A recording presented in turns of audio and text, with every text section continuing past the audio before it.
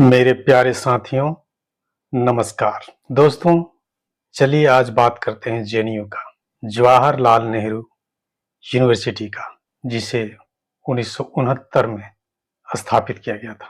आप जानते हैं कि जेएनयू में कायदे से छात्र संघ का चुनाव हर एक साल होता है, लेकिन मौजूदा सरकार की गलत मंशा के कारण इसकी निरंतरता में ग्रहण लग गया था और बीते 4 साल के बाद जेएनयू छात्र संघ का चुनाव 22 मार्च को संपन्न हुआ है। इन बीते 4 सालों में जेएनयू में काफी कुछ बदलाव देखने को मिला है। जवाहरलाल नेहरू यूनिवर्सिटी छात्र संघ ने 24 मार्च को संयुक्त लेफ्ट पैनल के समर्थन से अध्यक्ष के रूप में धनंजय को चुन लिया है, जो भाकपा माले के छात्र संगठन आयसा यानी ऑल इंडिया स्टूडेंट एसोसिएशन से बिलोंग करते हैं।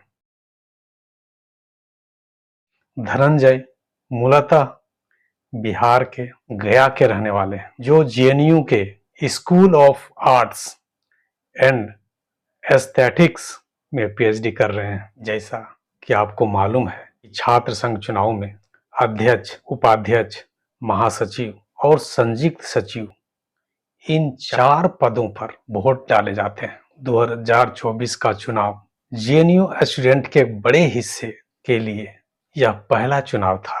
बीते इन 4 सालों में एमए, बीए में एडमिशन लेने वाले स्टूडेंट्स ने अपनी 10वीं और 12वीं की पढ़ाई के दरमियान यह देखा और महसूस किया था कि केंद्र की सरकार और संघ परिवार से जुड़े संगठनों ने देश विदेश में प्रतिष्ठित यूनिवर्सिटी जेएनयू संस्थान को बदनाम करने और दुष्प्रचार कर उसे बंद करने की हर संभव कोशिश की थी। यहां तक कि तथाकथित गोदी मीडिया ने जेएनयू के बहाने लेफ्ट और लिबरल सोच पर हमला किया था।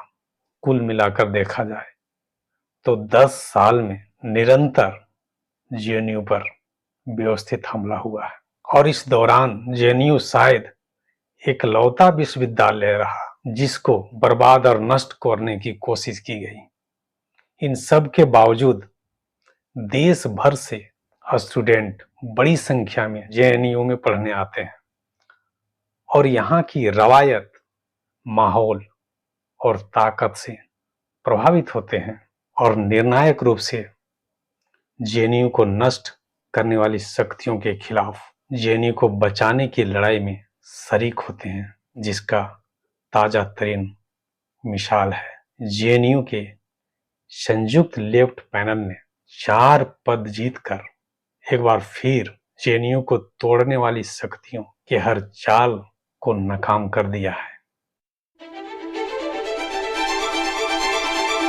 वोटिंग का दिन जैसे जैसे आगे सरक रहा था, जेएनयू का संदेश एक बार फिर से संयुक्त लेफ्ट पैनल के पक्ष में और स्पष्ट होता चला गया और जेएनयू एक बार फिर से भगवा तोड़ फोड़ ब्रिगेड को खारिज कर दिया और 2 महान शहीदों के वारिस शहीद आजम भगत सिंह और हमेशा प्रेरणा देने वाले जेएनयू छात्र संघ के नेता अपने चंद्रशेखर उर्फ चंदू के नेतृत्व में लाल पताका में अपना विश्वास कायम कर दिया।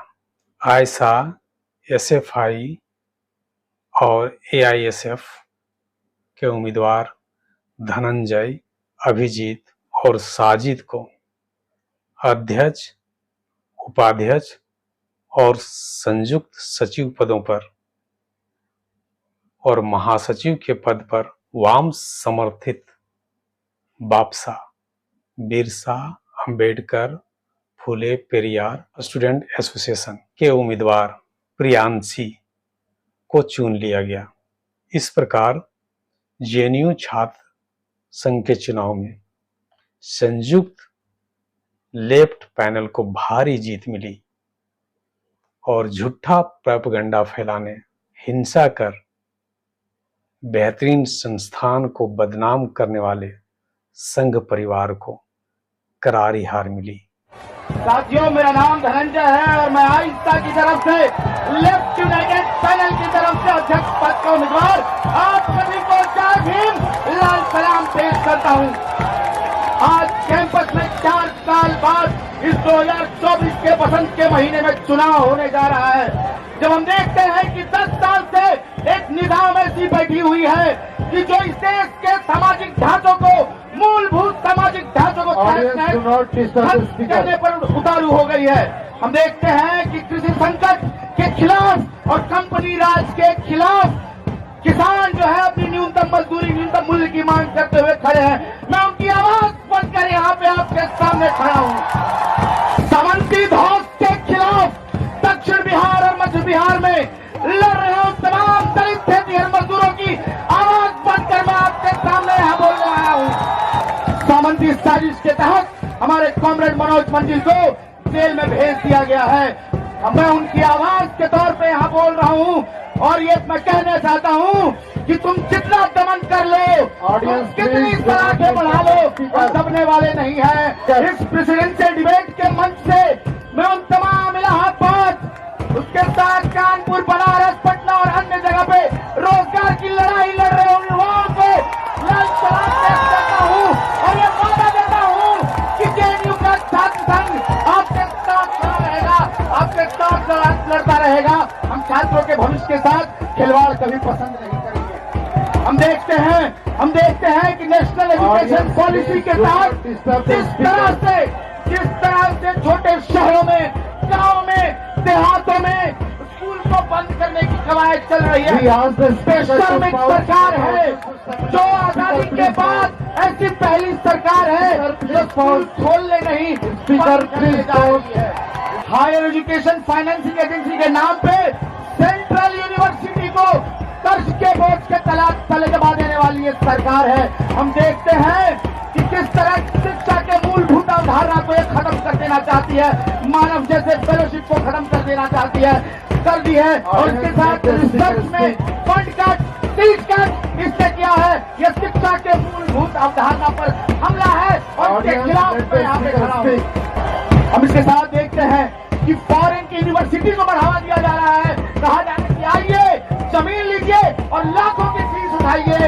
हम शिक्षा को बाजार में नहीं होने देंगे, हम शिक्षा को दुकान में नहीं लगने देंगे। और यहाँ से मैं कहना चाहता हूँ कि तमाम वंचितों के लिए विश्वविद्यालय के दरवाजे खुले रहेंगे। इस बात का पैरोकारी करने के लिए मैं यहाँ पे खड़ा हूँ। हम देखते हैं कि शिक्षा में, रोजगार में जिस तरह से आरक्षण को खत्म कर दिया जा रहा है, हम देखते हैं कि एक सामंतवादी, एक ब्राह्मणवादी, एक मनुवादी तबका जो चाहता है कि समाज का एक टुकड़ा उनके जूते के नीचे रहे और उनको मजा आता है, तो उनके मजा को किरकिरा करने के लिए मैं यहाँ पे आया हूँ। भगत सिंह, अशफाक उल्लाह खान, राम प्रसाद बिस्मिल, डॉक्टर बाबा साहब भीमराव अम्बेडकर, महात्मा गांधी के इस देश में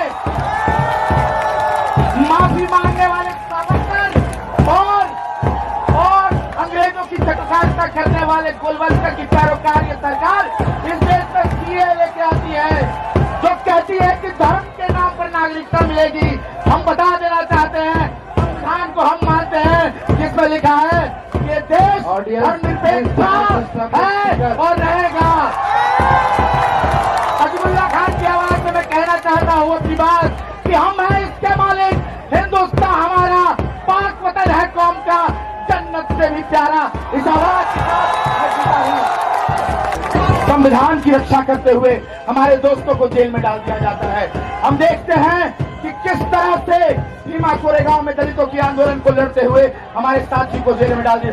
उनकी रिहाई की मांग हम यहाँ से करने आए हैं। सरजील इमाम, उमर खलीद, मिरान हैदर, सबके रिहाई की मांग हम यहाँ से करने आए हैं। जब इस कैंपस में चुनाव हो रहा है,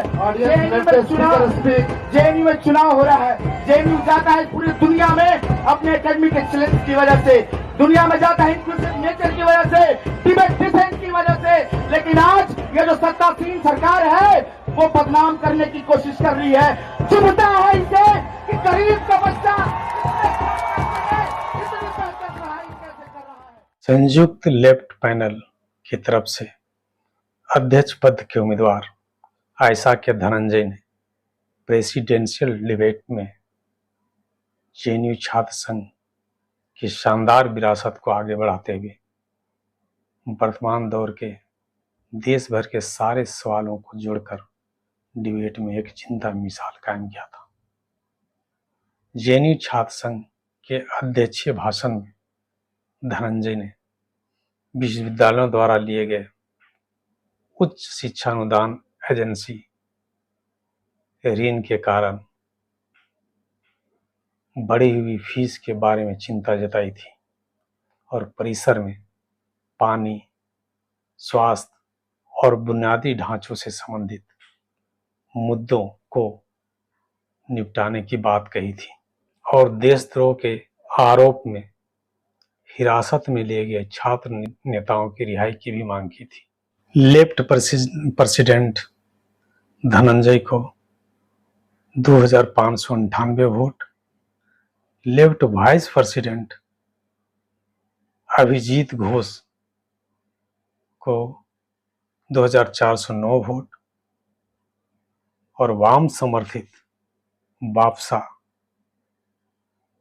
महासचिव प्रियांशी आर्य को 2887 वोट और लेफ्ट के संयुक्त सचिव मोहम्मद साजिद को 2574 वोट मिले हैं। जेएनयू में संयुक्त लेफ्ट पैनल के जीत पर अपनी प्रतिक्रिया देते हुए भाकपा माले के राष्ट्रीय महासचिव कॉमरेड दीपांकर भट्टाचार्य ने कहा है कि जेएनयू का जीत न केवल संयुक्त मोर्चे के सही रणनीति का परिणाम है जिसने वामपंथियों के लिए वोट और समर्थन को मजबूत बनाया है, बल्कि दक्षिणपंथी राजनीति के खिलाफ एक लहर का भी परिणाम है जो हिंदू वर्चस्ववादी भाजपा के सत्ता के आने के साथ पूरी तरह से उजागर हो गई है। यूं तो पढ़ाई और मुद्दे आधारित लड़ाई से जेएनयू हमेशा सुर्खियों में बना रहता है और राजनीति का गढ़ माने जाने वाला इस संस्थान को लेकर सोशल मीडिया में तरह तरह की बातें चलती रहती है। आमतौर पर वामपंथ का गढ़ माना जाता है, लेकिन यहाँ पढ़े छात्र लेफ्ट में भी हैं, राइट में भी हैं, विपक्ष में भी हैं और सरकार में भी हैं। दूसरे देश में डिप्लोमेट्स भी हैं और अपने देश में अच्छे राजनेता भी हैं। जेएनयू को 2017 में राष्ट्रपति की ओर से सर्वश्रेष्ठ विश्वविद्यालय पुरस्कार से नवाजा जा चुका है। यहाँ विदेश के छात्र भी शिक्षा ग्रहण करने आते हैं।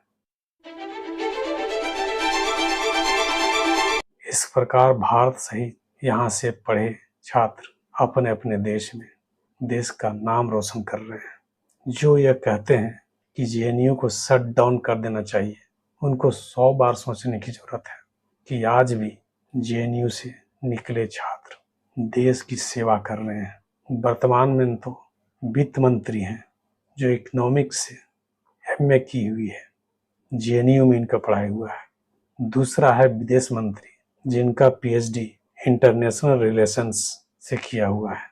मेनका गांधी हैं जो वर्तमान में सांसदपुर में मंत्री रह चुकी है। इन्होंने जेएनयू से जर्मन भाषा की पढ़ाई की है।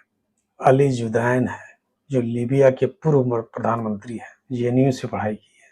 बाबूराम भट्टराई नेपाल के पूर्व प्रधानमंत्री हैं, इन्होंने भी जेएनयू से पढ़ाई की है।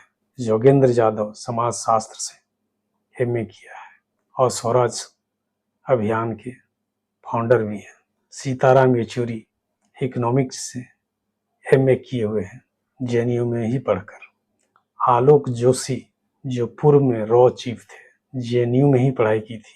अमिताभ कांत जो नीति आयोग में सीईओ सीनियर आईएएस है।